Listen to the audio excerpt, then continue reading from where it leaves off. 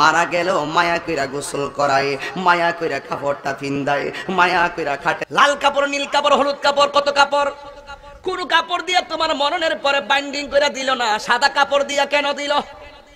আম পাতা, জাম পাতা, বড়ই পাতা আছে, কোন পাতা দিয়া তোমার গরমের জল হলো না, বড়ই পাতা দিয়া কেন গরম জল হলো? ইন্না লিল্লাহি ওয়া ইন্না ইলাইহি রাজিউন। অর্থ কি? আমরা তো আল্লাহর জন্যই, আমরা আল্লাহর দিকে ফিরে যাব। নিয়ে যাবেন কে? এই দেহের ভিতরে প্রাণ দিছে কে? আবার নিয়ে যাবেন কে? হিসাব গ্রহণ করবেন কে?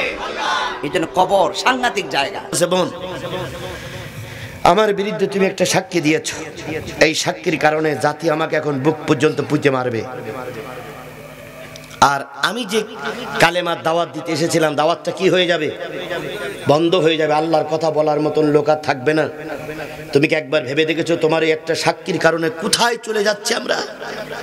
তো তুমি বোন, খোদার কসম তুমি সত্য কথাটা বলো, কারণ তোমাকেও পরকালে কৈফিয়ত দিতে হবে, আমাকেও পরকালে কৈফিয়ত দিতে হবে। দোহাই তোমার সত্য কথাটা বলো। নারী তখন চিন্তা করে এক বস্তা টাকা, এদিকে হুজুরের বিরুদ্ধে সাক্ষী, সাক্ষী বন্ধ করলে টাকা বন্ধ হয়, আর সাক্ষী দিলে হুজুর অপমানিত হয়। এখন কোনটা করব? মহিলা ইতস্তত করতেছে।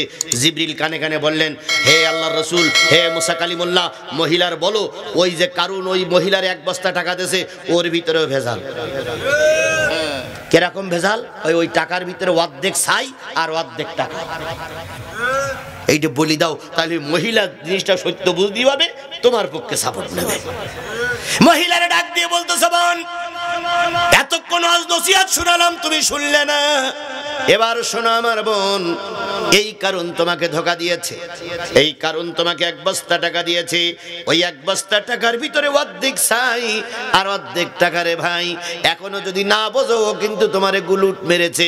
মহিলা তখন হুজুরির কথা শুনে প্যাকেটের ভিতরে হাত দিয়েছে, হাত দিয়ে দেখে উপরে খানিকটা টাকা, ভিতরে ছাই।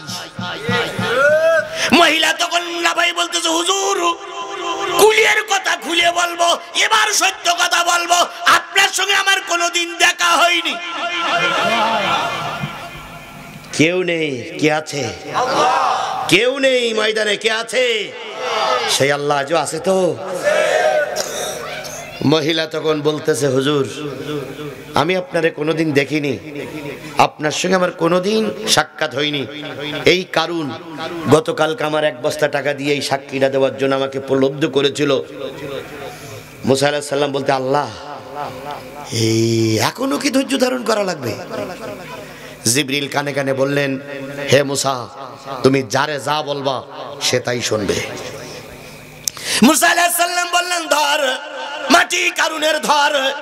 এ হুজুর হতে পারে, মুসলমান হতে পারে, তাওরাতের হাফেজ হতে পারে, কিন্তু এ তো দিন কায়েমের বিরোধী। এরে ধর। ধরার বলার সাথে সাথে মাটি পর্যন্ত, হাঁটু পর্যন্ত মাটির ভিতরে চলে গেছে। মুসা এবার এবার দুই পাল্লা ফায়ার কয়, হুজুর যতই যাই কিছু বলো না কেন, হাঁটটি হাঁটটি বাড়ি যাব, রাখতে পারবা না। মুসা আলাইহিস সালাম বললেন, ধর মাটি কারুনের ধর। কারুনের মাটি আরো কারো কোমর পর্যন্ত ধরে ফেলেছে। এখন যখন কারুন উঠতে পারে না, তখন কারুন ডাক দিয়ে বলে, হুজুর ও মুসা, আমি যদি মারা যাই তোমার বোন কিন্তু বিধবা হয়ে যাবে, দোয়াটা ফিরাইয়া নাও, আমি যেন মারা না যাই। আল্লাহর নবী মুসা এত রাগান্বিত হয়ে গেছে। মুসা আলাইহিস সালাম বলতে, ধর মাটি কারুনের ধর। এবার কারণ বলতেছে, শুনেছি হুজুর মানুষের ধৈর্য বেশি, হুজুর মানুষেরা সবক দেয় বেশি, ধৈর্য ধারণ করে, কিন্তু তুমি দেখতেছি হুজুর বিরাট রাগী, হুজুর দোয়াটা ফিরিয়ে নাও, আমার কিন্তু নিচের দিক টানতেই আছে। মুসা আলাইহিস সালাম বললেন, তোর কারণে জাতির কাছে আমি অপমানিত, তোর কারণে জাতি আজকে আমার জেনাকার ভেবেছে, তোর কারণে আজকে জাতি আমার বিচার ভেবেছে, সুতরাং আমি দোয়া ফিরাই নেব না, আল্লাহ যেন তোর ধরে ফেলে। মুসা আলাইহিস সালামের দোয়ায় কারুনের কোন পর্যন্ত। এবার কারণ কিন্তু নরম কথা বলবে। আমাদের দেশের কিছু কিছু মানুষ হুজুর মারে, আবার যখন বিপদে পড়ে তখন কি বলে, হুজুর দোয়া কইরা দেন নেতা যেন বেঁচে।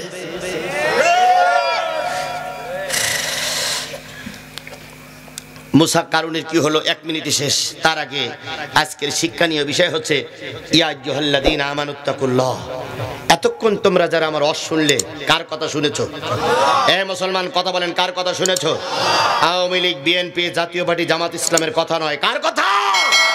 হে ইমানদারেরা, যে যাই করুক আমাদের একটু ইমান আছে না? আল্লাহ বলতেছেন, হে ইমানদারেরা, এতক্ষণ যারা ওয়াজ শুনলে ইত্তাকুল্লাহ, সকল ক্ষেত্রে ভয় পাবা কাকে? এই মুসলমান কথা বলেন, কারে ভয় পাবো? আল্লাহরে ভয় পাইতে গেলে পরীক্ষা আসবে না? আসবে না? কুলু কাউলান সাদিদা, 2 নম্বর শিক্ষা, সঠিক কথা বলো। এটা কি শুধু বক্তার জন্য, আপনাদের জন্য? মঞ্চে যারা মাহফিল দিয়েছেন তাদের জন্য কি নয়? আল্লাহ বলতেছে কুলু কাউলান সাদিদা, সঠিক কথা বলো, সঠিক কথা বলো, সঠিক কথা বলো। 3 নম্বর, ইসলিহি লাকুম আমালাকুম, আমল সমূহ সংশোধন করে নাও। আজকের এশারক্ত পর্যন্ত ছিলে কি? বেনামাজি। আগামীকাল থেকে হয়ে যাবা কি? নামাজি। আজকের এশারক্ত পর্যন্ত ছিল বামপন্থীর সাপোর্টে, আগামীকাল থেকে সাপোর্ট করবা কমপন্থীর লোকদের, ডাইনপন্থী লোকদের। আজকে এশারক্ত পর্যন্ত ছিল বামপন্থী, আগামীকাল থেকে হবা কোরআনপন্থী। ইসলিহি লাকুম আমালাকুম, আমল সমূহ সংশোধন করে দাও, করে নাও। যদি করতে পারো, ইয়াগফিরি লাকুম যুনুবাকুম, কথা শোনেন, শেষ কথা, ইয়াগফিরি লাকুম যুনুবাকুম, আমি যে কথাগুলো বললাম এই কথাগুলো যদি মেনে চলতে পারেন, আল্লাহ বলল সব গুনাহ মাফ। ছোট বড় গুনাহ না, সব গুনাহ কি? এই মুসলমান কথা বলেন, সব গুনাহ কি? আমাইতুল্লাহ ওয়া রাসূলা ফাকাত ফাজা ফাওজান আযীমা, যারা আল্লাহর আনুগত্য করে, রাসূলের নেতৃত্বে মেনে চলে, এই সমাজে তারা সম্মানিত, মরার পরেও তারা কি? তাহলে আমরা কোরআন মেনে চলবো। আপনারা কি রাজি? কারা কারা কোরআন মেনে চলতে রাজি আছেন? 2 হাত উঁচু করে আল্লাহরে দেখান।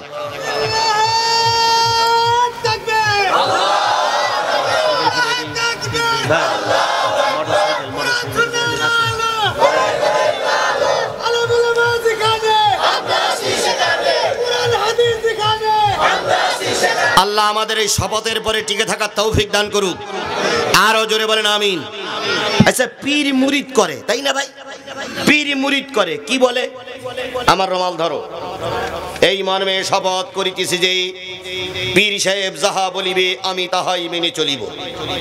আমার কলব পীরের দিকে মতওয়াজ্জা আছে, অনেক কিছু বলে না।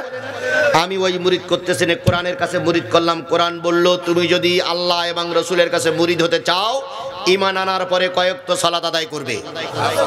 5 ওয়াক্ত সালাত আদায় করার পরে রমজান মাসে 30টা রোজা যথারীতি শরীর সুস্থ থাকে আদায় করবে। পয়সা বেশি হলে যাকাত দেবে, হজের টাকা হলে হজ করবে, নারীরা পর্দায় থাকবে, স্বামীর খেদমত করবে, আর যতদিন বেঁচে থাকো দিন কায়েমের পক্ষে থাকবে। এই সত্য কথা যদি মেনে নেন, তাহলে আপনি কোরআনের মুরিদ। আর এই কোরআন কিয়ামতের দিন আপনাকে জান্নাতেও নিয়ে যেতে পারে, এই কোরআন ধাক্কা দিয়ে আপনাকে কোথায় নিক্ষেপ করতে পারে। তাহলে আমরা সবাই কোরআনের কাছে মুরিদ হয়ে গেলাম, কথা বলে ঠিক না বেঠিক? এই কোরআন আপনাকে কোথায় নিয়ে যাবে? আর আজকের এই কথাগুলো যদি মেনে না চলেন, তাহলে কোরআন আপনাকে পিছন দিক থেকে ধাক্কা দিয়ে কোথায় নিক্ষেপ করবে? আপনারা জাহান্নামে যাবেন না জান্নাতে যাবেন? তাহলে মৃত্যুর আগ পর্যন্ত নিয়ত করেন আমরা কোরআনের পক্ষে থাকবো। আল্লাহ আমাদের কবুল করুক, সকলে বলুন আমিন। শেষ পর্যন্ত এই যে পাপিষ্ট কারুন, মুসলমান কারুন, কোরআন তাওরাতের হাফেজ কারুন, মুসা আলাইহিস সালামের ভগ্নিপতি কারুন, শেষ পর্যন্ত মাটির ভিতরে পুঁতে গেল। নবী যখন হাদিসটা বর্ণনা করছিলেন, আবু হুরায়রা জিজ্ঞেস করলেন, ইয়া রাসূলুল্লাহ, কারুনের এখন অবস্থা কি? নবী বলেন, আমি স্পষ্ট চোখে দেখতেছি কারুন এখনো মাটির তলায় যেতে আছে। আর যতদিন পর্যন্ত মুসা কিয়ামতের দিন দোয়া করে ফিরাই না নেবে, ততদিন পর্যন্ত এই কারুন মাটির ভিতরে যেতেই থাকবে। কারুনের সম্পদ, কারুনের সন্তান আদি, কারুনের ছেলে মেয়ে, কারুনের বউ বাচ্চা তাকে রক্ষা করতে পারবে না। সুতরাং ইসলামের বিপক্ষে থাকলে আল্লাহ তাকে রক্ষা করবেন না। আমি আপনাদের সকলের কাছে দাবি করে গেলাম, যতদিন বেঁচে আছি ইসলামের পক্ষে থাকবো। আল্লাহ পাক আজকের এই আলোচনা শুনে সবাইকে ইসলামের পক্ষে কবুল করুক, সকলে বলুন আমিন। কিছু লোকের কাছে হয়তো কিছু কথা খারাপ লেগেছে, আমি খারাপ বলতে চাইনি, তারপরও কিছু কথা যদি খারাপ হয়ে থাকে, আল্লাহর হস্তে আমাকে মাফ করে কোরআনের ছায়াতলে থাকবেন। আল্লাহ আমাদের কবুল করুক। ওয়া আখিরু দাওয়ানা আলহামদুলিল্লাহি রাব্বিল আলামিন। জুবাইর ভাই 2000 টাকা, সূরা ফাতিহা ইখলাস শরীফ পড়ি ভাই, দোয়া হবে দেন। হ্যাঁ, আবু তারা 500 টাকা। আবু জান্নাতি ঠিকানা ইসলামিক চ্যানেল, বেলকুসি, সিরাজগঞ্জ। আপনার প্রিয় বক্তার মহাগ্রন্থ আল কুরআনের আলোচনা শুনুন।